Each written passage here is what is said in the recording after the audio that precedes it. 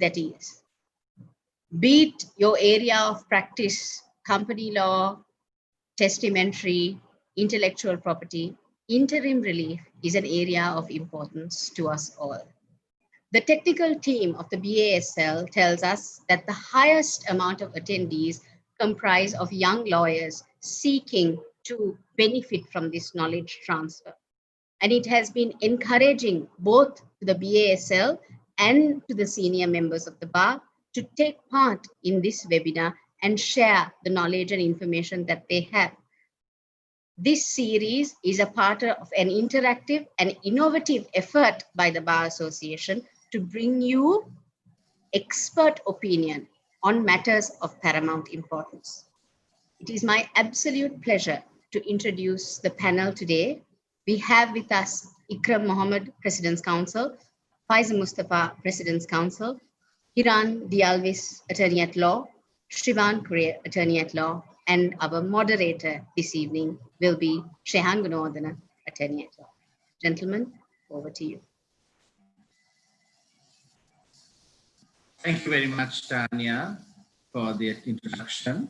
Ladies and gentlemen, joining us for the World Wide Web. Today's topic of discussion is, as Tanya said, one of very great importance and also of great interest.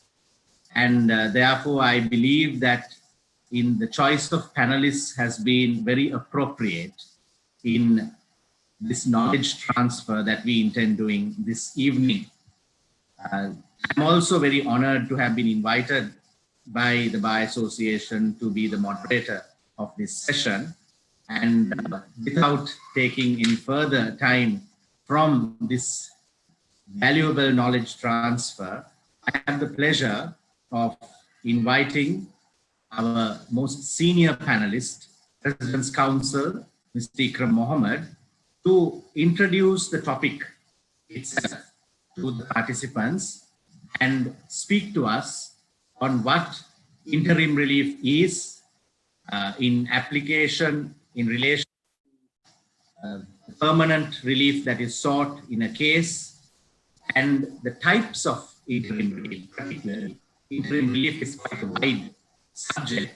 The types of interim relief available in the various fields of the law, under civil law, in the various subjects of the law, such as land, divorce, testamentary, company law, intellectual property, money recovery, writs and FR, and other contractual obligations, such as employment and clubs and societies. I would like to hand over the proceedings of the webinar at this moment to Mr. Ikram Mohammed to introduce us to the concept and the application of interim relief. Thank you very much, Shehan. And also thank you, Tanya. I have been asked to introduce what interim relief is and its application in civil litigations. Now, interim relief, as if we examine the cases which are pending before courts, interim relief is the most important aspect of it in civil law. For the simple reason, when we file an action for our seeking relief, the action takes a couple of years to decide. In the meantime, the subject matter could even perish, could change hand.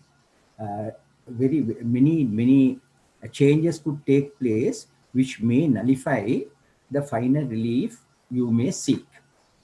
Therefore, to maintain the status quo and to preserve the subject matter of the action, and to have effective and a meaningful judgment which comes finally, law in its own wisdom has introduced this concept of interim relief.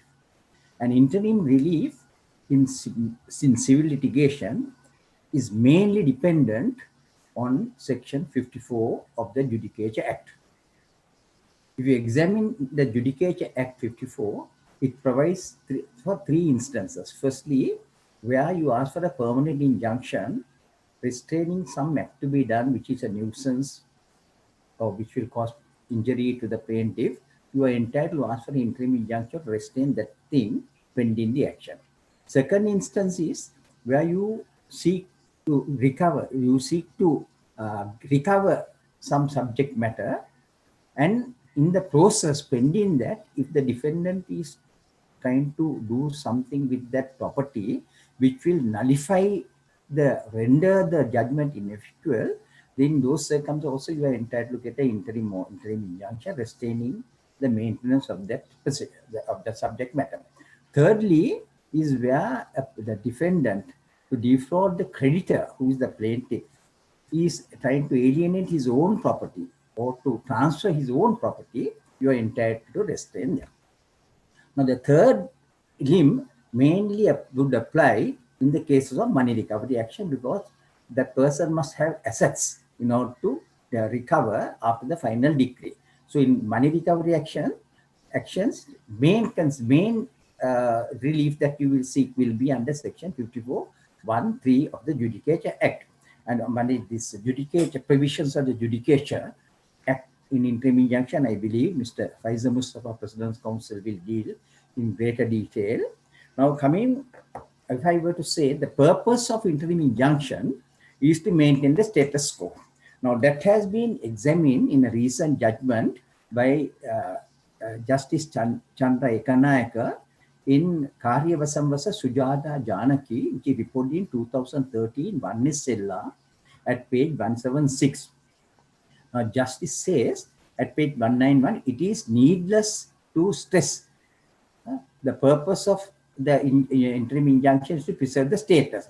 The primary purpose of granting interim injunction is to preserve the status quo of the subject matter in dispute until legal rights and the conflicting claims of the parties are adjudicated or determined. The underlying object of granting temporary injunction is to maintain and preserve the status quo at the time of the institution of the proceedings and to prevent any change in its until the final termination of the suit. It is more in the nature of a protective remedy, relief granted in favor of the, in favor to prevent possible injury. So, in order to maintain the status quo. Now, the inherent way, certain interim reliefs are spelled out in the statute. Otherwise, it is also based on the inherent power. Now, particularly in the Court of Appeal and then the Supreme Court, there the inherent power is used to grant the reliefs, interim relief, in order to maintain status quo. Now, this is very clearly seen in Justice Samarkon's judgment in Billimore versus Minister of Lands, 1978 to 81 NLR, page 10. At page 13, now he puts it beautifully well. We must keep in mind that a stay order is incidental order made in the exercise of inherent or implied power of court. Without such power of court, final outcome in cases could be rendered completely negatory, and therefore it is necessary to give maintain the subject matter by way of exercising inherent power. Now, at page 15, Chief Justice says, interim orders by their very nature must depend a great deal on a judge's opinion as to the need in those circumstances. Now, this provision has also been, the power to grant interim relief has also been considered by court in 1984, 2 SLR 172 in Janaki versus LRC case, where the court, considering the execution or the right to exercise the fundamental jurisdiction, court has said that is inherent in the power of court to maintain and give effective remedy. And it says, court has said, this is an extension of the jurisdiction exercised by it on an implied power that is necessary to give effect to the expression to our jurisdiction. Now, in the Court of Appeal, inherent power, in discussing inherent power to grant interim relief, courts have held there must be three main ingredients. Now, that has been discussed in detail by courts in Duverarachi versus Vincent Pereira, which is reported in 1984, 1 SLR page 94, I believe, where they have said there must be 3 ingredients necessary to grant interim relief. One is whether the final order would be rendered nugatory if the petitioner is successful. If the petitioner is going to eventually successful, and if interim relief is not given, in the process some change takes place as regards subject matter, petitioner will be rendered the final relief that he will get will be rendered nugatory. And secondly, they have said where does the balance of convenience lie. Third, they have said whether there will be irreparable, irremediable damage to the plaintiff. Then they also, courts have considered whether by an interim relief, you can get the main relief to an extent. Now, main relief, your permanent injunction or the main relief that you see will be granted by court after hearing. The question had also arisen whether something similar to the main relief or the same main relief could be obtained. Now, this was considered by the Court of Appeal in the case of Shell Gas versus Sanghyang Lanka Private Limited, reported in 2005, 3 SLR, page 14. Now, in that action, in that case, Justice Vimala Chandra goes on to say it is permissible to grant interim relief which gives substantially the whole of the relief claimed in the action in cases where it was plainly seen there is no defense. So where the courts plainly see that the defendant has no defense, court has held that you can grant the interim relief which can amount to the main relief. Now, that situation is contemplated by section 554(1)(a) of the Judicature Act. Now, under section 541(a), where the act or the nuisance of a defendant is going to injure the plaintiff's rights, the plaintiff is entitled to prevent that by an injunction, permanent injunction, which the plaintiff is also entitled to claim by way of interim relief. Now, also in actions, you will also know the defendant is also entitled to claim the same relief the plaintiff is entitled to claim by way of interim injunction, provided he or the defendant makes a claiming reconvention in terms of section 54(2). Unless the claiming reconvention, the interim relief relates to the claiming reconvention, a defendant is not entitled to claim interim relief in an action. In other words, the defendant can claim interim relief only where he has made or he or she has made a claiming reconvention, which necessarily means only after filing an answer at whatever stage. Then also you will note these interim reliefs are also relevant and can be sought in matrimonial actions. Divorce actions also interim relief. Now, if you see section 619 refers to certain interim relief as regard custody, access, and so forth, education of minor children in separation cases before decree is entered. 620 refers to the same interim relief to be granted by court matrimonial after decree. Similarly, section 621 of the Civil Procedure Code and 622 of the Civil Procedure Code makes provision for the district court to grant interim relief in a divorce or action for for the declaration of nullity in the district court. Similarly, before and after the decree. And I will also refer to section 615 of the Civil Procedure Code, which makes provision for certain particular statistics after the decree where a certain settlement of property can be brought about by order of court. Now, in that circumstance, although that relief can be claimed after the decree, if pending the decree, if a person were to alienate or interfere with those properties, which will in fact interfere or prevent or injure the rights of the other party is entitled to maintain an interim injunction for purpose of maintaining the status quo.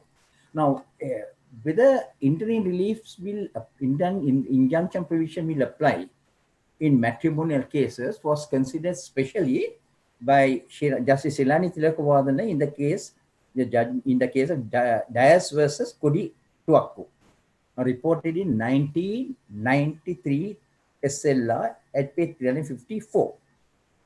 Now, there the plaintiff sought interim injunction against in a divorce action against the first defendant, the husband, who was trying to sell a property which was undoubtedly defendant's property, which a matrimonial home, and the court granted the injunction on the basis that the court held that the wife is entitled to maintain interim injunction, restraining the defendant from selling the property or alienating the property, because wife is entitled to live in a matrimonial home until the final divorce is granted. The court relied on the famous case of Kanagaratna versus Kanagaratna report in 71 and NLR 352 to say that every wife is entitled to live in a matrimonial home, and providing a matrimonial home is a husband duty until the divorce is over. So to safeguard that right, parties sought the interim injunction. And there are also interim injunction which we have sought and in many district courts to prevent the husband ejecting the defendant or the plaintiff, husband ejecting the wife pending the divorce action. In some cases, I believe in one matter where Mr. Faisal Mustafa has got sometime back got an interim order against the husband from coming into the matrimonial home, because that would affect the wife's right. So that is how the lawyers will develop the law, and which Mr. Mustafa has done in great abundance, and prevent exercising the law, putting the law in operation to safeguard the interests of the party before court, whose rights should not be disturbed. Then, when you consider matrimonial elections, I believe in custody will also fall under that category. Now, custody, we have many cases dealing with custody, and the Judicature Act specially provides in section 24(3) of the Act that the court is entitled to grant final orders and interim orders. Now, we might go to many cases where the husband and wife have disputes, and we get interim orders restraining the husband from kidnapping the child or taking the child away from the wife. In certain cases, we have got interim orders preventing the party in whose custody the child is, that child be taken away from the country.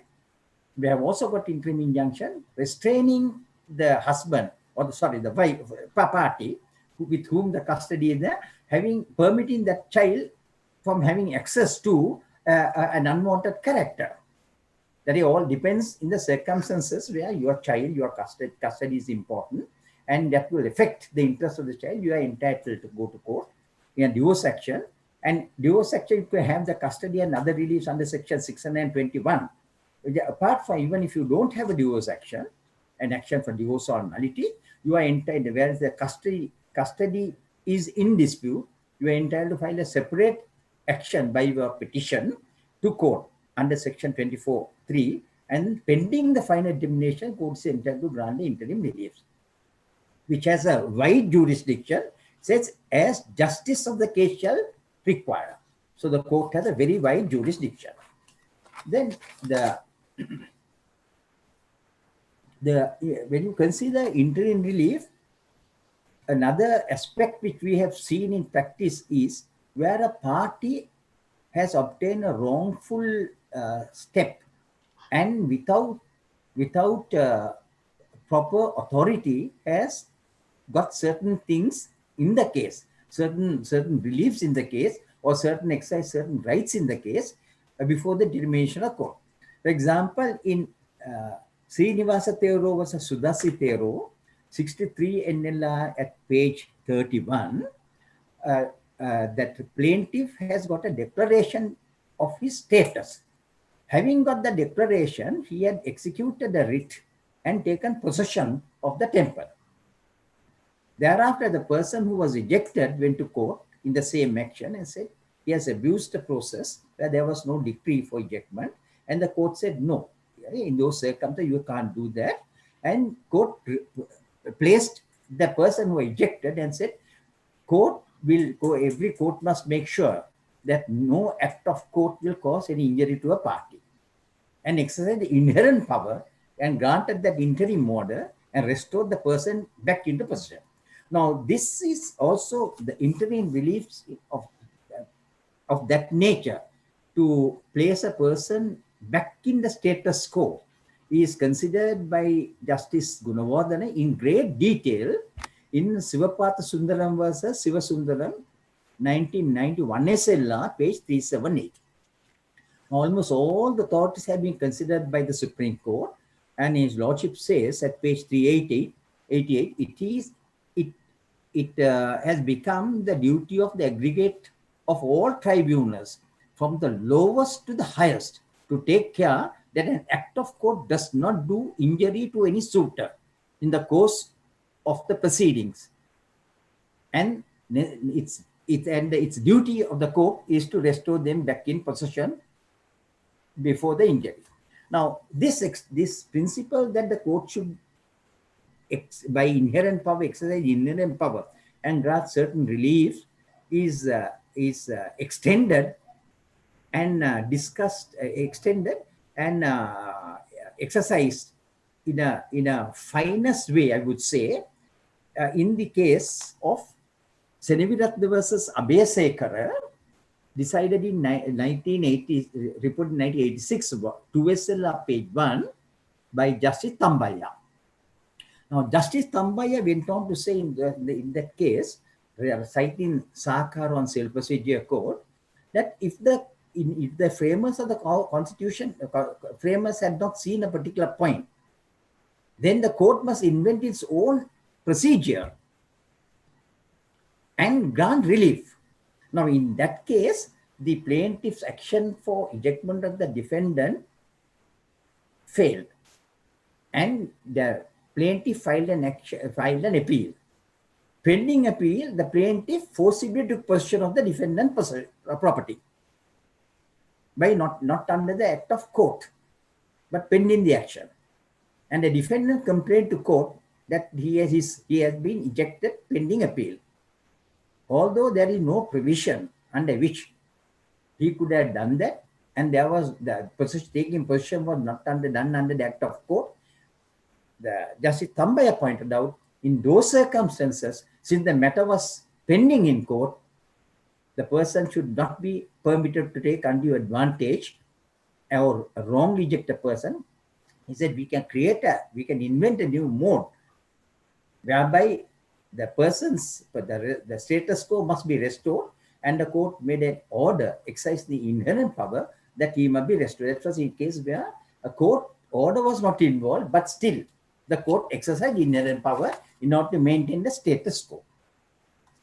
Now, coming back to the Companies Law, Companies Act, where the Companies Act of 2007, which also provides for many actions to be pending in court, and lawyers, you could see lawyers fighting cases very often. The moment there is a matter pending before court, commercial court, in which Mr. Faiz Mustafa is taking very high grounds against all of us. Now, under the Companies Act, the mostly used provisions are Section 224 and 225. Now, 224, Section 224 deals with the oppression, where the shareholder is oppressed. A company is conducted in a manner oppressive to the shareholders. The person is entitled to make an application to the court, and the court is entitled to make such order which are necessary, and that will be a final order. But in the meantime, the court has a power to make interim orders in terms of Section 224, subsection 3. They may make interim order which it thinks necessary for regulating the conduct of the company's affairs upon such terms and conditions as appears to be just and equitable.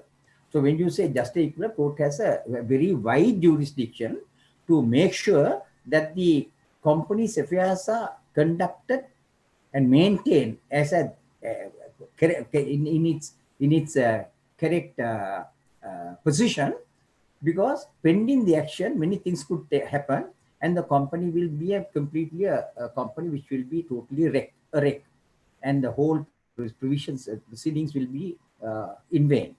So similarly, under section 225, where the company is conducted in a manner prejudicial to the interest of the company, or a material change has been made which brings a material company's change in the board of directors, or the controlling power is made, whereby it prejudices the interest of the company, a party is entitled to seek relief from court. Now, court is also in that circumstance also, court is expressly provided for in 225 subsection 3, court is entitled to make interim orders which are just and equitable. Therefore, we can say the commercial court or the district court where such similar action could go, certain exceptions are exclusively in the commercial court, others will be in the district court, but in respect of this application, court have wide power. Court appoint directors, court restrain directors, court will make very many orders as to how it should be conducted. Salary schemes can be altered by court in order to maintain the condition of the company. Now, these applications, once they are made, they are valid until final determination, unless the party can make an application and get it varied or discharged. Now, in winding up applications, also court can make interim orders. Applications are made. I refer to section 273, and interim orders can be made in terms of 273(1) of the Companies Act. When a significant section in the Companies Act is 251. Now, 251, I believe, will be wide enough to make any interim application in respect of any matter, or reference is made to the court under the Companies Act. It has a very wide jurisdiction. It says court can make an interim order in respect of any matter, any application or reference made to court. So wherever an application or a reference is made, court has an interim order which says interim order, including order that it restraining orders as it thinks fit. So once again, the court is given very wide jurisdiction in every matter under the Companies Act to maintain the status quo by way of interim order.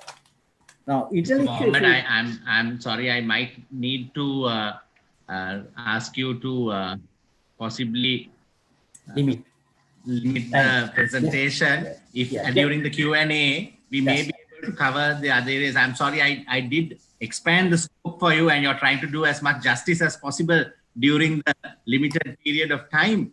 So, shall I finished on the Companies Act?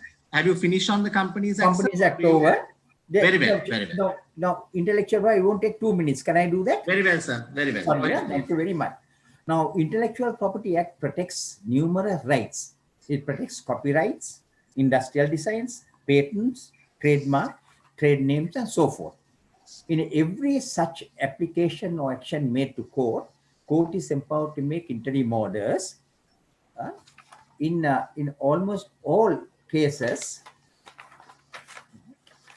under the Act, in order to maintain, and particularly if you examine section 170, 170B, interim orders can be made relating to all those applications, particularly where delay is likely to cause irreparable harm. Irreparable harm to the holder of the registered rights, or where certain action should be taken to preserve evidence related to that. So all these interim orders, by these interim orders, what is expected is to preserve the status quo, and so that the final decree will not be rendered null and void or nugatory. So that the decree will not be only a paper decree that a person is holding. So the numerous matters in every application, our court is entitled to exercise the inherent power, even and if there are no special provision dealing with that, and court exercises that, you know, to maintain orders of court will not be rendered nugatory. Thank you very much. Thank you. Thank you. Thank you very much, Mr. Mohammed. I'll quickly move on to our next speaker, Mr. Faisal Mustafa, President's Counsel.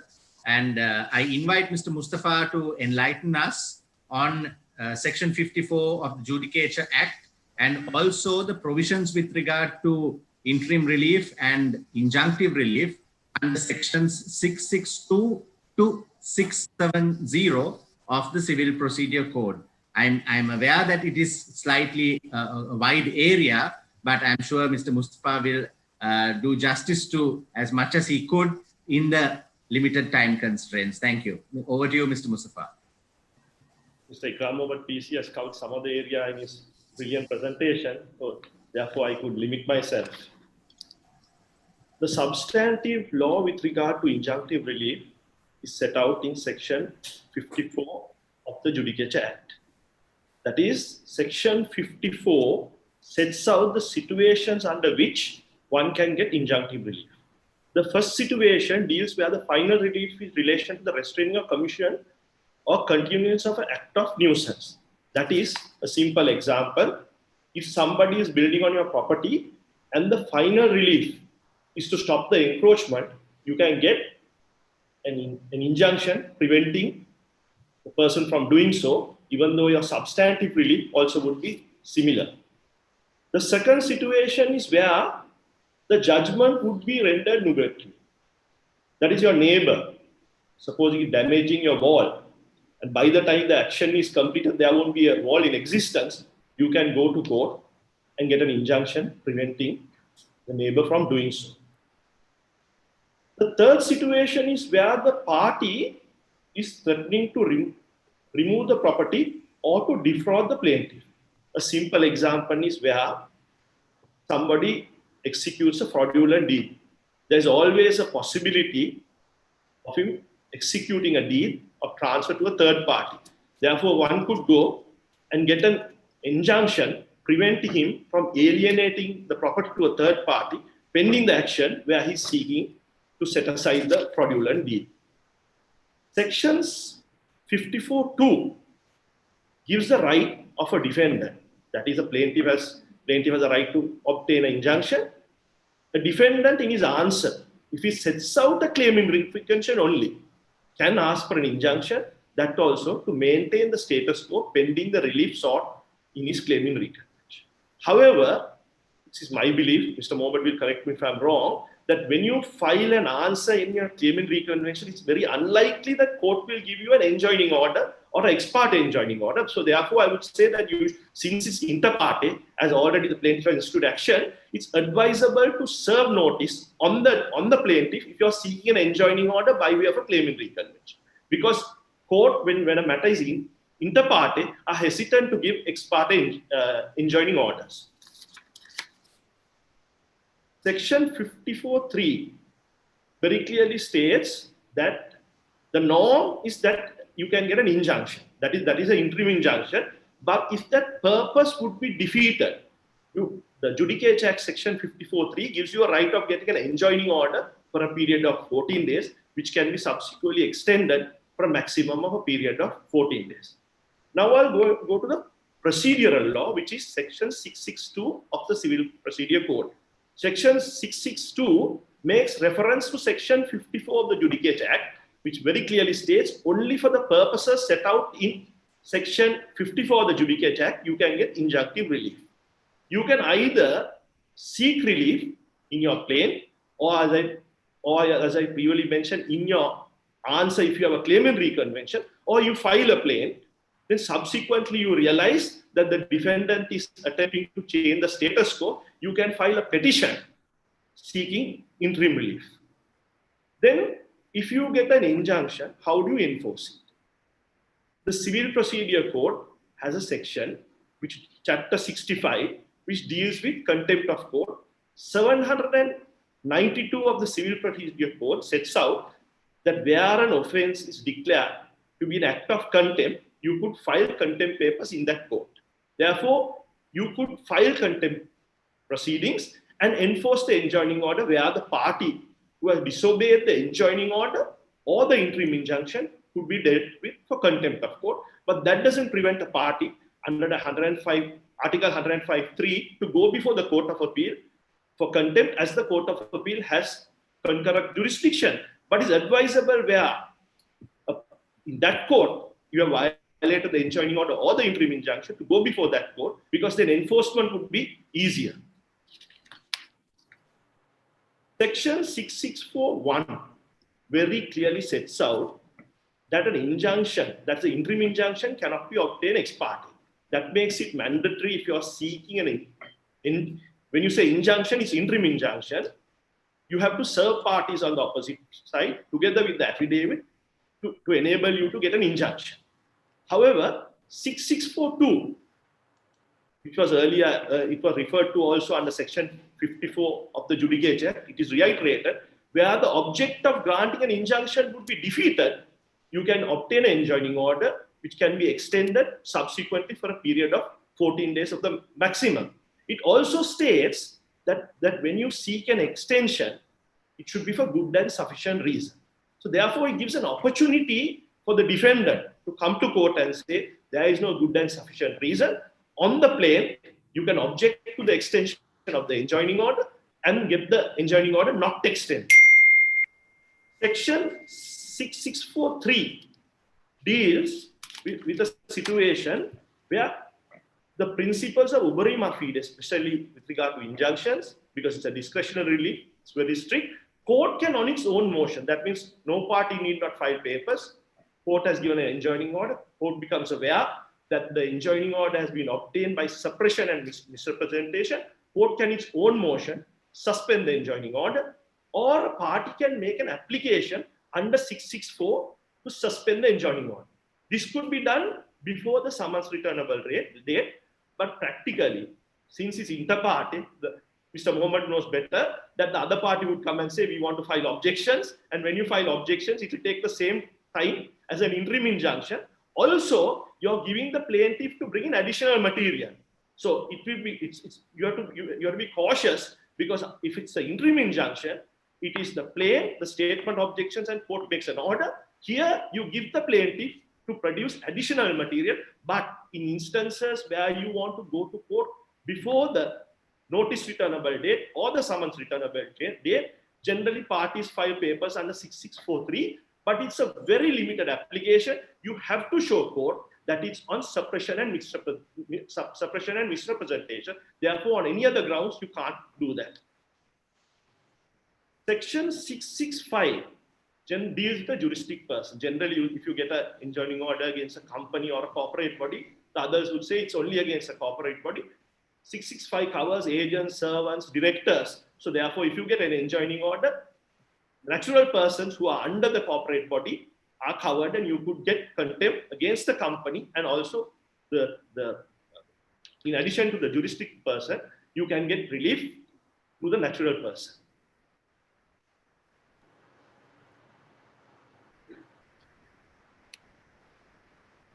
Section 666 is wider than 6643. So you'll have to advise yourself whether you're going under 66643 or 666.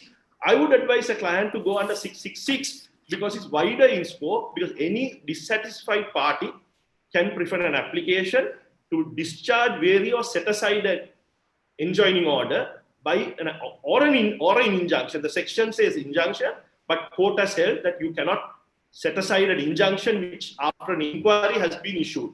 Therefore, under section 6, it's very wide in scope, and a party could prefer an application. So as a practitioner, if you're advising your clients, it's better to advise your client to file an application under 666 because it's wider in scope. It's not limited to suppression and misrepresentation. However, in Ajit versus Ceylon Papers Act 2003 SLR 64, quoted as if an interim injunction inquiry is held and an order is made, you can't have a second bite at the cherry. Section 667 deals with the situation where if a party has wrongfully obtained an enjoining order or an interim injunction and the action is dismissed, you can file papers in that court and get reasonable compensation. But that would bar you from filing another action. So I've dealt with section of the Judicature Act and also the procedural aspect. Shehan, can I deal with, do I have any more time or shall we deal with some of the other issues during the Q&A session? Because I finished with the substantive law and the procedural aspect, but there are some case law which I would like to refer to, but I could deal with it in the Q&A session.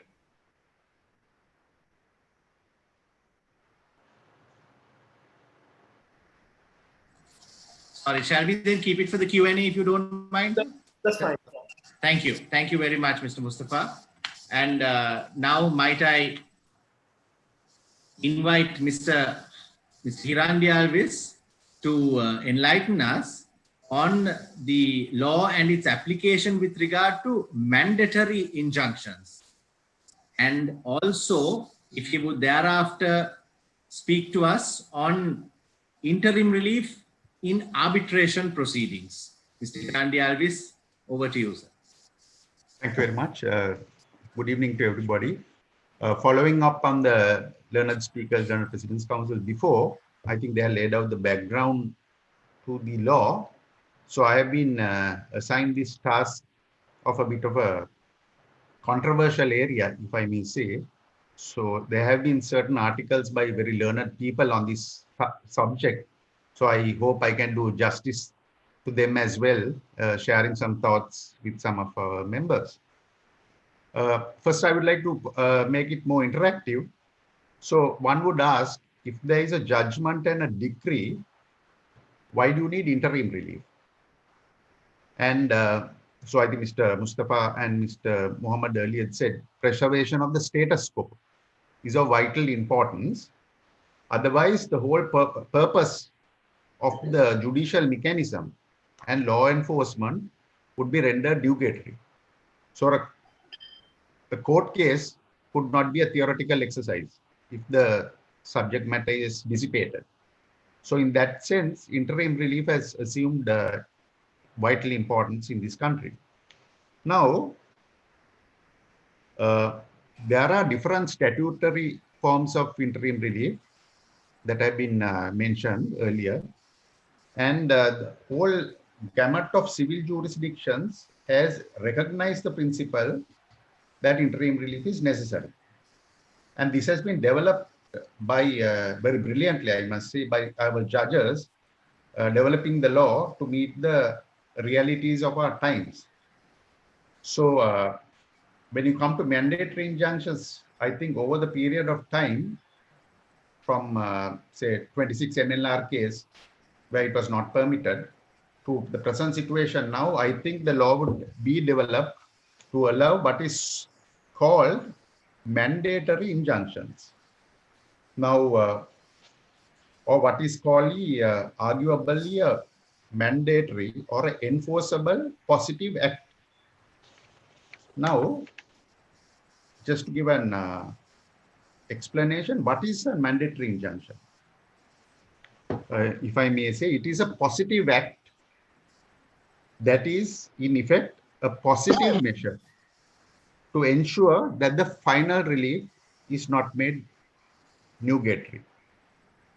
Now, may I refer to Halsbury, law of England, which can be used as a guidance because most of our case law has developed based on those principles, even on mandatory injunctions. And may I read that just to get an explanation of what it entails. So Halsbury states, mandatory injunctions are generally granted where injury cannot be estimated or is so serious that restoration of things to former condition is the only way justice can be done, or where the injury complained of is in breach of an express agreement. So that is the situation where it says mandatory injunction should be permitted. Now, for example, situation would be common situations is where you remove an obstructions to light For example, if your lighting into a house is been obstructed, it is possible to obtain a mandatory injunction to get it done. Now, the controversy arose whether mandatory injunctions or positive act can be allowed in our law. Because as you heard earlier, in terms of the Judicature Act, it is generally a restraining act. You prevent something. So can you get something positive where you can enforce something to be done upfront?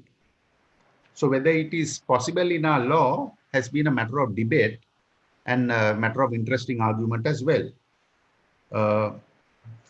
In some of our case law, mandatory injunctions has in fact been upheld. For example, case of Jnanamuthu versus UC Bandaravela, 43 NLR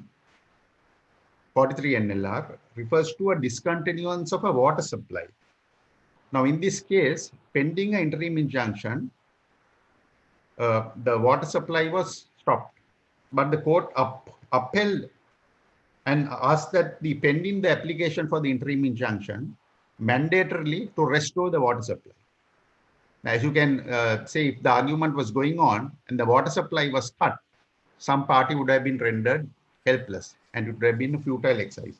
So court has intervened very positively in restoring the status quo and putting things into perspective till the final adjudication is made. Now the question arises whether our Judicature Act again provides this. Now, may I humbly and respectfully state that in my opinion, it is possible that we can get a mandatory injunction even in terms of the Judicature Act. For example, Judicature Act on its own, you can refers to, for example, in 54B, where the defendant is doing something to render the judgment ineffectual. So that connotes a situation where the status quo is being altered and whether court is going to be helpless in that situation. Then even 54C, where something is being done to defraud the plaintiff. So if this defrauding is taking place pending the argument, should court intervene? So going to the substantive power of the court to grant an injunction, though the Judicature Act itself says restraining the injunctions into situations where Mr. Mustafa read earlier, committing or doing an act or removing a disposing property. Again, the section says restraining. However, a closer examination would entail restraining by granting an injunction. Now, granting an injunction, if you take it alone, is a positive act. So if you take in the totality of the circumstances, in my view, and which some of the courts have upheld, granting a mandatory injunction is in fact within the purview of the Judicature Act. So that says that the district courts then in fact can grant a positive injunction, putting a positive act. Now, may I also refer to a provision in the Civil Procedure Code in relation to the executions of decrees, just to buttress this point. For example, we are all arguing about a judgment and a decree and getting the final relief. So the final relief in section 217 of the Civil Procedure Code refers to execution of decrees. And for example, to pay money to deliver property. One of the sections, 217E, refers to doing any act not falling under any of the foregoing heads. So doing any act, whether it would mean a positive act, whether it can come under execution of decrees, and if that is permitted, one can clearly argue that a mandatory injunction is possible in the Civil Procedure Code even at execution. However, taking all these theoretical arguments, we must not forget the basic law that injunction per se and a mandatory injunction itself is an extraordinary remedy. Thus, as set out in the judgments previously, the basic principle of preservation of the status quo has to be the underlying basis for even trying to request for a mandatory injunction. It is also important that there is no leisures because court is exercising extraordinary powers. Now, as most of you practitioners would know, the basic principles of a granting of an interim injunction has been brilliantly enunciated in several cases, more particularly the celebrated Felix Dias Bandaranaike case, 1981 2 SLR. So that sets out the basic 3 steps as enunciated earlier for the granting of the interim injunction. So therefore, even for a mandatory injunctions, these principal considerations has to be first established to obtain a mandatory injunction. That is a prima facie case, the balance of convenience, and irreparable loss and damage being caused. So these grounds should be first established and then move on to see whether you can get a positive act to preserve the status quo. Now, again, there are 2 competing arguments, and I can refer your attention to 2 highly distinguished personalities who have in fact written on this subject and who are more competent than me to educate you on this matter. But I would give the reference. One is Justice J.F.A. Sousa, who writes on the interim injunction of Sri Lanka, article in the Bar Association Law Journal, brilliantly enunciates the law in relation to interim injunctions per se.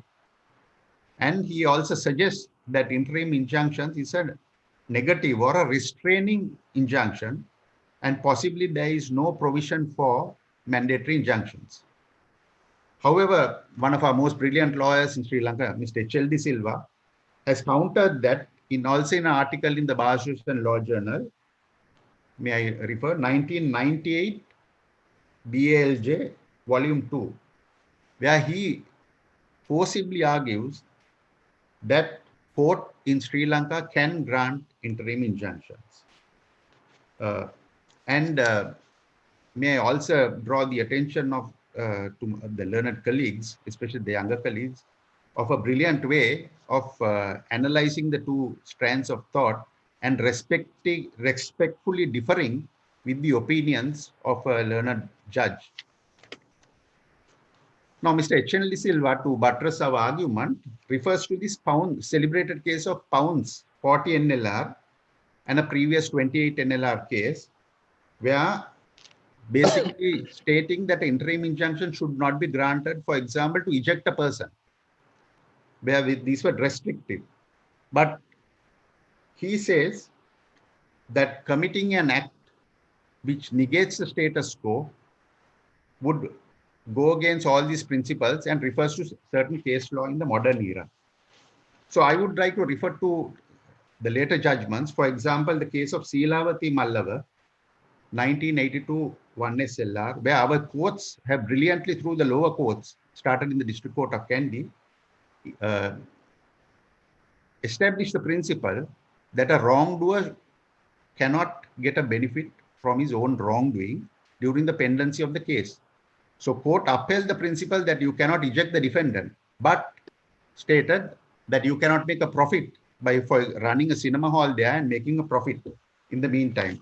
So that has been a development of the law, and thereafter this mandatory injunction principle has been established in 2002, 2 SLR, Pires versus Pereira. You can refer to that at leisure, where it has brilliantly enunciated certain grounds to obtain the mandatory injunction. And it says, court not acting on the principle that every procedure taken as prohibited is expressly prohibitive. So gives the court the leeway to act in terms of even the judicature. So in conclusion on that portion of the topic, in my view, in terms of the Judicature Act itself, that injunction is a preventive remedy, but it's a positive act. So it is possible. And Shehan, I'll just touch on the Arbitration Act. If you referred the, now that is Please also, do, Vital, please. thank you. May I refer the members to the importance of Section 5 of the Arbitration Act. Now, Section 5 is where the court's jurisdiction is ousted. So thereafter, another private dispute resolution mechanism comes in to resolve the disputes. However, again, we go back to the principle of preservation of the status quo. Parties are seeking justice. If the status quo gets destroyed, is the judicial process going to be ineffective? So again, our courts have brilliantly stepped in, I believe, and upheld the principle that the status quo must be preserved. That was upheld in the case of Baxson's Textiles by the Court of Appeal 51/97. That also relates to an agreement to sell land machinery, but the contracted the arbitration clause. However, court granted the interim injunction. Now, this is an interim injunction in spite of Section 5, preserving the status quo till the tribunal decides on it or a final order is made. So, in a temporary measure, pending a reference of a dispute to arbitration, in spite of Section 5, preservation of the status quo has been upheld in our law. And I think it's a salutary move. And also, it has been upheld in various other jurisdictions as well. Now, the question, interesting question arises now, after you get an award in an arbitral tribunal, again, can the whole order or the effect be rendered nugatory? Now, Section 31 of the Arbitration Act, as you know, refers to the enforcement of an arbitral award where you have to get a judgment and decree. That can only be done by the High Court in terms of the Arbitration Act. Now, Justice Sarath Silva also said in the case of Southern Group that the next stage of enforcing the arbitration is a separate judicial mechanism. So, at that point, can, pending the execution of the decree in the Arbitration Act and pending the hearing in the High Court, can the status quo dissipate? Can the corpus disappear? Can monies disappear? And if so, is the court helpless? So, the Arbitration Act itself refers to the Civil Procedure Code at the point of execution of decrees. So, in terms of Section 41 of the Arbitration Act, if I may, refers to the execution, and as I read earlier, at Section 217 of the Civil Procedure Code, E possibly allows a loophole or a possibility to do an act, a positive act. So if a positive act is permitted at the execution stage, in my opinion, court has a leeway, or we have arguable position where the status quo can be preserved by the High Court pending the execution of a decree. For example, there are certain tactical realities. For example, a live case, there was a foreign party, a local party who had obtained an award against a foreign party, and the foreign party was taking the whatever assets in Sri Lanka out of the ports. So then the tribunal itself had to make an interim order seizing the assets pending the final determination of the award. And after the award, pending hearing and determination in the High Court, whether the assets should have been taken out of the ports. So the argument has arose whether courts should step in and grant interim relief. Now the question arises whether the Arbitration Act allows an interim injunction. The Arbitration Act refers to only interim relief being granted by the arbitral tribunal. So Section 13 of the Arbitration Act specifically allows an duly constituted arbitral tribunal to grant interim relief. However, practically this may not be possible to be enforced. For example, there are, as Mr. Mustafa said, there are no contempt provisions. So whether it would be rendered nugatory. The only the possibility is there for you to come to courts and ask for the courts in terms of the Arbitration Act, Section 13, to enforce such interim order. So the courts have the power, the High Court has the power to enforce that interim order. It is important that court is not having an interim injunction inquiry. Court is not having an inter partes inquiry whether an interim order should be granted or not. Court would be only enforcing an interim order. So there is a mechanism where an interim order has been given by a tribunal, if it is not honored, to come to the High Court immediately and ask that the interim order be enforced. And at that point, whether with the judicial mechanism, contempt proceedings are possible if there is non-compliance. Now, Section 40 of the Arbitration Act also refers to the procedure of coming to courts. So under this procedure, it would possibly be argued, since a petition and an affidavit is being made, whether court can step in and grant certain forms of interim relief, which may not be interim injunction, but kind of interim relief. This is arguable. But again, going by very interesting Justice Sosa's article, celebrated article, though he says negative injunctions are not possible, negative orders are not possible, he clearly states that in relation to Mareva injunctions, that the court should look at things positively. And since there is foreign investment coming into the country at that stage, to prevent the judgment being nugatory, that a Mareva injunction can be granted. That is where preventing assets being taken out of the country. If the defendant is overseas and there are only assets in Sri Lanka, courts will step in to preserve the status quo. So if you apply the same principle, even to mandatory injunctions, I would possibly state that even Justice Sosa's article can be expanded now to go in that area. And the Arbitration Act possibly can look at a situation where the whole award and the judgment would be rendered nugatory if court doesn't step in and grant interim relief. However, all this is circumscribed by the position, basic law, that it is only for the preservation of the status quo. It should not be in any event a final relief. I hope that concludes my matter, and I can let you. Thank you, Shahan. Thank you very much, Mr. Dialis. It was very educating, particularly on the Arbitration Act and also the still arguable provisions with regard to mandatory injunctions. Might we now move on to our next panelist, Mr. Shivan Kure. Mr. Kure, if I might invite you to speak to us on a very interesting and current topic of interest, if I may say so, that is the law with regard to obtaining injunctive or interim relief against private banks and state banks. Mr. Kure, over to you. Thank you, Shahan. Basically, my topic of discussion is focused on the interim reliefs you can obtain on banks. So most cases are filed over parat execution, where when banks sought to recover monies by moving on to sell mortgage properties. Now, the procedure is laid down for private banks under the Act number 4 of 1990, which was amended in 2011.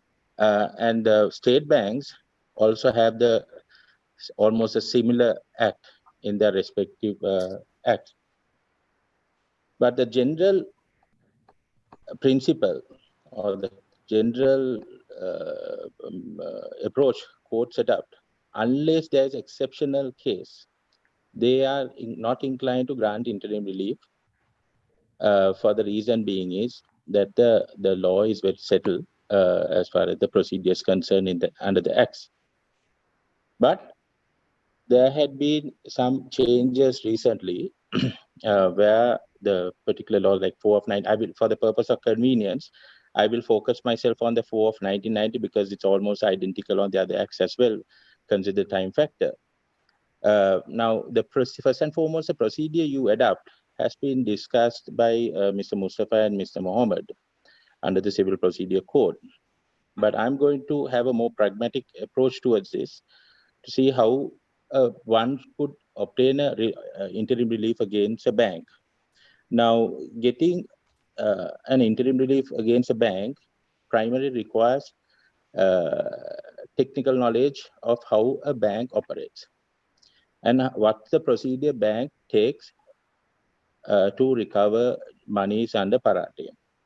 So this is very important because most of the time you find cases filed against banks on, and I have seen several instances where on sympathetic grounds. And as a result, even sometimes the litigants also find it difficult to maintain these cases because of the law has already settled with regard to the powers of the bank to recover money under Parate.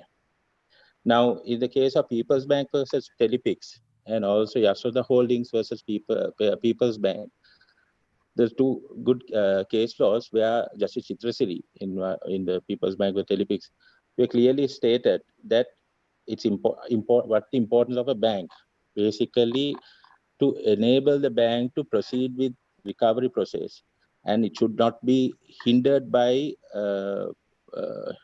trivial matters such as like the procedural aspects and so forth. Now, when you see most of these cases filed against banks, you find parties challenge the notices. And there are case law now have established that even those trivial matters are not taken into consideration. Even if it was taken into consideration, bank has a right to proceed again on the recovery of money on the resolution. So to proceed with, what should the bank do? We must know what a bank should do before going into Parate. First and foremost, if you have to go on a Parate, you need to have a mortgage bond. Now, the mortgage bond is an interesting piece of instrument where it requires certain steps to be taken to trigger a mortgage. Now, firstly, you need to demand upon it. Now, first the bank should demand on the bond and also specifically state that they are going to proceed with Parate, because and thereafter they will publish resolutions under Section 8 of the 4th 1990, and Section 9 permits the banks to auction it by publishing the auction notices in the Gazette. Now, the resolution, in terms of Section 8, when it is published, you are required to publish in the Sinhala, Tamil, and the English newspapers, and require the parties to give a notice of the fact that bank is proceeding with the Parate execution. 9 requires the bank to publish it in a Gazette in all 3 languages and inform the parties that they are basically going through Parate.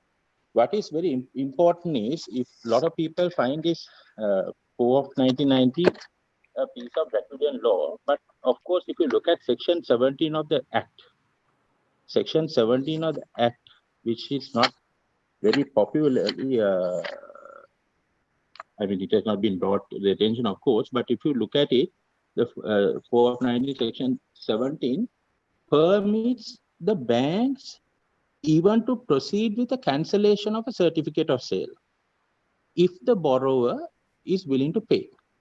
So the idea of the 4 of 1990 is to enable banks to basically recover money on an expeditious manner, also provide the borrowers, even after the certificate of sale is issued, even after the auction is held, and the certificate of sale is issued under Section 15 of the 4 of 1990, if the borrower intends to pay and cancel it, bank can do it, provided that the bank has bought the property at the sale where they had no one has bidded for it. But now, now challenging that kind of a situation against a bank, so the plaintiff has to be sure whether the bank has adopted the procedure. 1. 2, the question of quantum. Now, if it's a company which goes to court to challenge the quantum of the resolution passed in terms of the 4 of 1990, it is important that a company must demonstrate to court that, in fact, they have been challenging the quantum for some time. Now, something that I see in most cases, they basically have a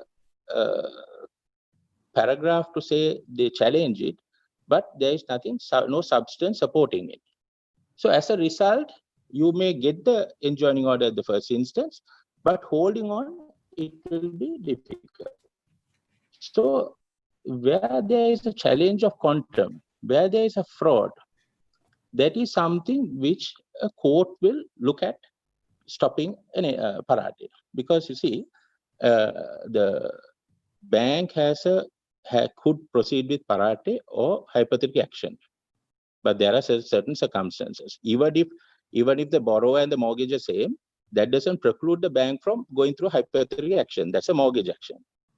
Now, if a party, when parate execution takes place, all what is done by a banking officer. In a hypothetical action, a judge goes through that whole process, but it will take a long period of time. But now the same thing happens in two ways. Now, what is important is when matters are brought to the attention of court, particularly where there is issues such as fraud, that is something a court would look at. Now, I will also touch upon the other topic, which I was to go discuss, that is bank guarantees. Now, the concept of restraining a bank on an auction, one thing is you can look at fraud. The other thing is, of course, the law has developed. Now, everyone is aware of the Selai Ramachandra's case. The borrower is being identified clearly. And also that law has shapen up furthermore, where Sampathapala Jayawardena versus HNB, where the borrower had been identified. So in a situation of this nature, the plaintiff, if the plaintiff wishes to proceed with parate, should be conscious of the fact that they're challenging the resolution, which should be bad. Quantum should be challenged. Then the question is the documentation. So if you want to have or at least have a sustainable enjoining order or interim order against a bank, it is very important that you have your documentation properly set out in your plaint to clearly set out to court where the bank had gone wrong. Because these matters would have been addressed if it had gone through hypothetical action. But if these cannot be looked at by a court, then there's a serious problem. But having said that, there is now it is settled, even as far as even notices are concerned, that those are trivial issues where basically court would take up the view that you could always proceed with the parate execution, or the worst come to worst, you can always reissue notices and proceed with the parate. Now, I have come across situations where, when it comes to fraud, where customers, this is something which is important for a lawyer who is challenging a bank to know, where a customer, his client, realized the mortgage he executed was a 7.5 million. This is against the state bank. Once he signs it and goes off from the bank, a bank makes a correction to make it 25 million. A serious fraud, very serious fraud. Now, these are things a lawyer, a member should look at when they're filing cases if they want to sustain a matter in court against a bank. So now, the case law which has been developed as far as the FOAP 1990 is concerned, of course, not many. The main one, of course, started off with Selai Ramachandra's case, was HNB, and then National Bank versus Sampathapala Jayawardena, and Yashoda Holdings, and Ceylon Bank versus Padmanathan, and also the recent one, which I was also, I had my different views about it, that is Shema Silva versus Hat National Bank with regard to the interpretation which took place in 2011 regarding the threshold for 5 million, how the court looks at it. So it was my view as well, but of course the law is settled now, is that a 5 million, there's some borrowed. We looked at looked at it the way the amount granted, but of course the court took a different view. Now there are certain case laws I got developed within as far as the 1990 is concerned. There are new issues cropping up in the industry right now, particularly when it comes to construction and apartments. Now lots of people buy apartments these days, and they find that the money they have paid to the contractor to build that apartment is sitting on a mortgage property. And suddenly the bank decides to parate, and what is their recourse? So there are instances that I think the law is developing, but I have not yet seen anything in the Supreme Court yet. The concept of trust. There is a lot of vacuum in the parate law, which needs development, which needs I think for the parties to challenge, where innocent people are getting caught into these situations where it goes to parate, and they are left with the apartment without any right to it. So these are things which are important. And also there is another issue which I think Mr. Ikram Mohammed might be able to help us on this issue. Another factor in parate, we find partition cases filed. Now, courts approach generally as soon as they see, though the law is very crystal clear that the banks, unless it's exceptional circumstance. What is exceptional circumstance? Now, courts go on to the basis, if there's a partition case, so we should not touch it. Let the bank wait until the partition case is over in the district court and so forth. So is it correct? It's actually my subject to what Mr. Mohammed would say. I think under 4 of 1990, the bank is entitled to proceed with the parate subject to the partition. Now, for example, if you take an example where under the state land recovery of possession, if that takes place, if a notice is issued, that's also statutory right. 4 of 1990 is also statutory right. So then in view of the partition action, can the state be state's action could be stalled? No. So I think what is important is still the courts are not looking at these matters in that way, because it's important that the commerce takes its own course, because there are so much of judgments, not only in Sri Lanka, across the country, across the world, where the banks are not disturbed unless there is something exceptional.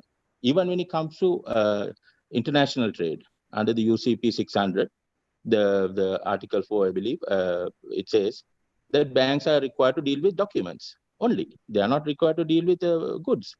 But the guarantee, the exception of guarantees, where if there's fraud, mere allegation is not enough. That had a fraud has to be, the evidence should be completely, the bank should be, it should be established to the bank, and also the bank should be aware of the fact that there is a fraud. In circumstances like that, also courts generally give adjourning orders. But in a case where there's partition cases, where people tend to do this, when there's a parate is about to go take place, they file a partition case. Then they stall then the whole process gets stalled.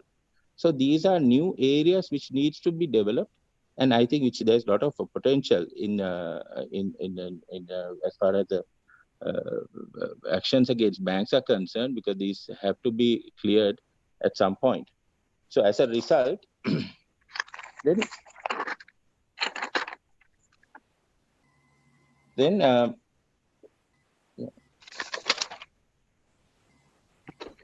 then the question of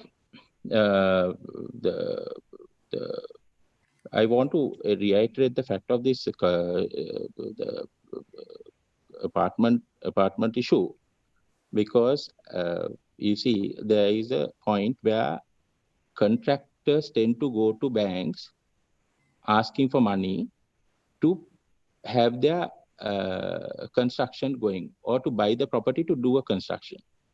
And as we all know, when a bank is requested of a loan, bank provides a letter of offer. The reason I'm getting to this is what I'm trying to address is to drive the lawyers who are appearing for plaintiffs look into these issues, where if the letter of offer given or the facility given on a repayment plan, now where does the contractor get the money? Money comes from a third party. So there's a question of trust. Now the question is, can that person be entitled to the right of that property over a parate? So these are matters which I think need to be looked at, and I hope people will also take these positions in court, so that these 4 of 1990, which needs a lot of sharpening. I mean, there have been a couple of cases, but of course within the act itself. But I think it needs to have a broader interpretation in courts for the purpose of banks and also the borrowers to properly make use of the act. So if these are my points, Shehan. Thank you. Thank you very much. Thank you, Mr. If there any issue can be questioned at the... Yes, yes. Thank you. Thank you. I think we just have about 8 minutes to go on Q&A, and we have received several questions, but some are, of course, overlapping. So might I pose the first question with regard to the breach of a enjoining order or an interim injunction? What is the relief that can be sought by the person aggrieved? Is it only contempt, or is there anything more? Might I first pose the question to Mr. Ikram Mohammed? The law, I believe, thank you, Shahan. The law only provides for contempt of. There is no other relief the law has provided. It also, as a matter, I think the people who are responsible for amendment should consider. Under Section Civil Procedure Code, sections enforcement, and it only refers to contempt. And also an article dealing with the Constitution dealing with 105(3) also refers to contempt. No other relief can be sought. I do not know. With regard to seeking relief under contempt, the question that was posed is also with regard to when you file a application for contempt, the process that is taken to ultimately arrive at the decision as to whether there was contempt or not, by which time the whole purpose of the enjoining order would have been rendered nugatory. Is there any way to address this? Oh, that has happened in many cases and people are given up. But however, the contempt charge, the arm of punishment of court is so severe. In some other matters, I have personally known the person who has acted contrary to the enjoining order or interim injunction has restored the property. For example, where the injunction was to say that you must not transfer, he has alienated and papers have been filed for contempt, and he has undertaken immediately restored the possession and tendered an apology. So I don't think any pecuniary compensation can be obtained as the law presently stands. Right. With regard to the provisions with regard to sequestration also have been questioned by one of our participants. Would Mr. Faiza Mustafa be able to enlighten the participants with regard to the provisions dealing with sequestration as interim relief? This is, you can get a sequestration before judgment. In the sense that it's comparatively a simple procedure that is to enable the party to get the fruits of judgment. So I think that's in a form of an interim, that's in a form of a relief where you prevent the party from alienating the property to maintain the status quo. It's not an injunctive relief, but that's a form of maintaining a status quo when you file a regular action. Say you file a money action or whatever to see that that party is not defrauded when it comes to final relief.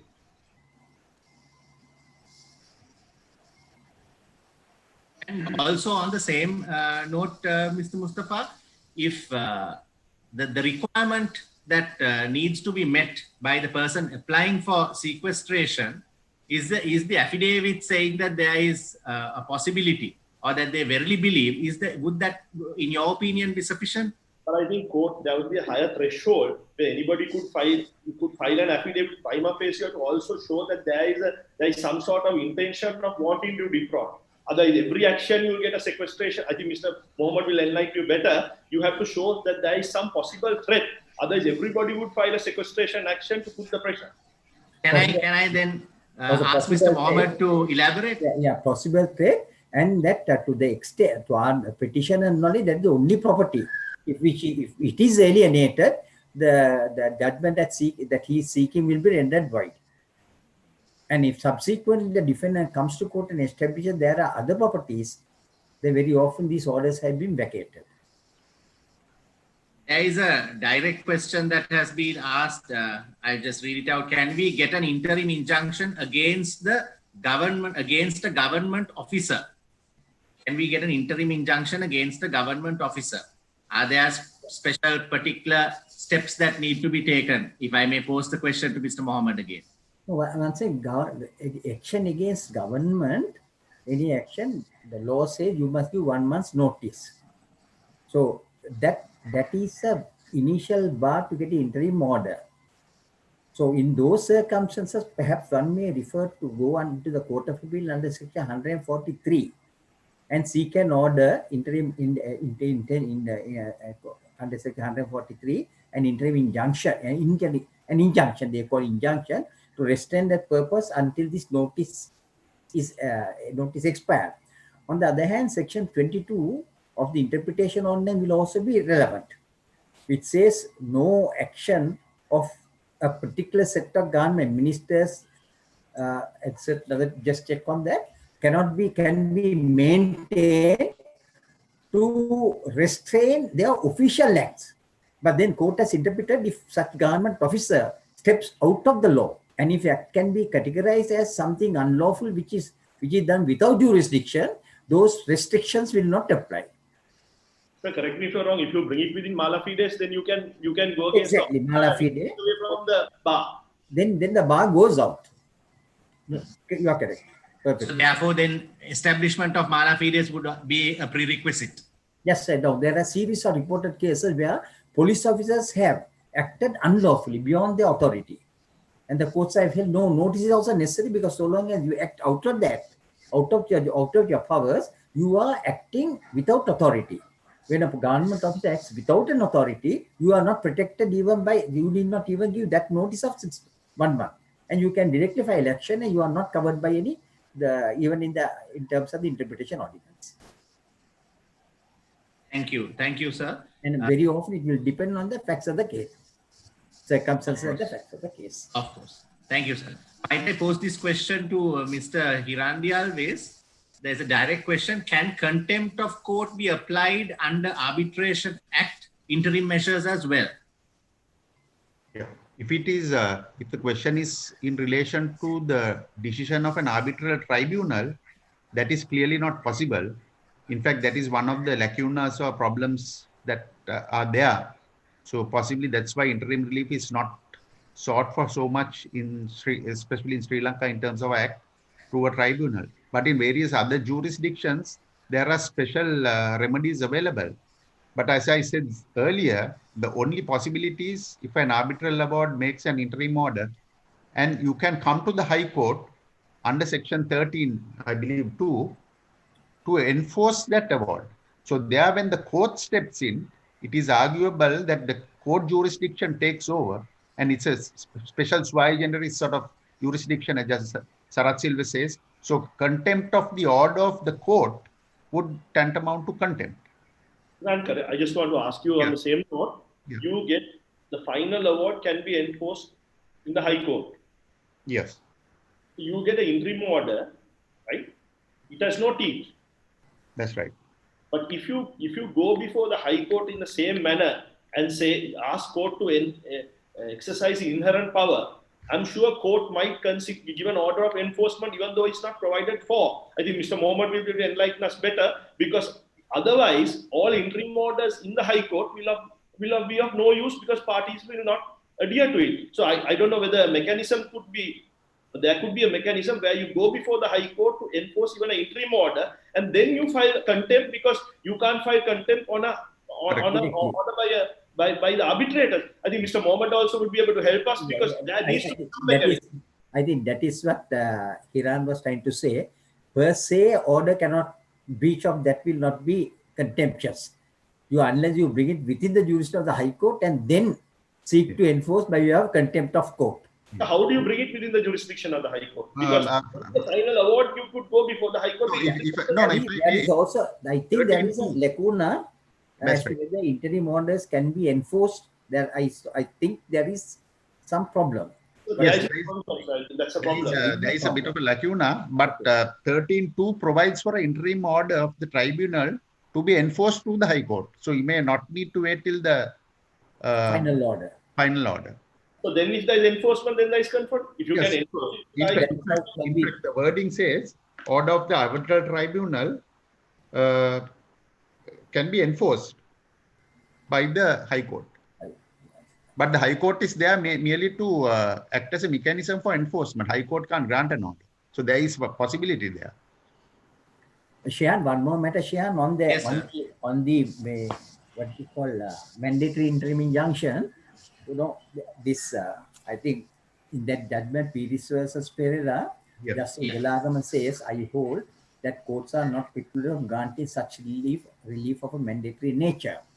So, but in fact, when we go before judges are reluctant. Yes. And then one question is asked, very openly not done.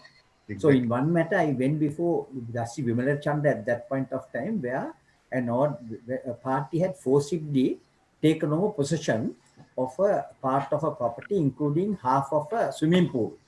So when we argued before Justice Vimala Chandra, you can't do this. And he asked me, Mr. Mohammed, if your house, your access is fenced by someone, are you going to wait until the case is over? So if the courts, when he rejected the application to set aside, if the courts are vibrant, that is an aspect they should do. But normally what I do in such matters, knowing the thinking of court, I ask for negative injunction. Restrain the person, for example, where a person had disconnected water by local authority, restrain the local authority from continuing to disconnect the water. And thereby we ask for a positive injunction in that sense, which is more easily granted than a positive injunction by our judges. So I would say wherever you can, if you can't get a positive mentality is not so developed, the judges, you can ask for the interim injunction to restrain the person from continuing to do the wrong act, thereby compelling him to do the positive act. Yes, sir. Thank you. Sir, may I add to that, sir? In fact, I would invite the parties to read Justice Udalagama's judgment. As you said, courts can be vibrant if they have.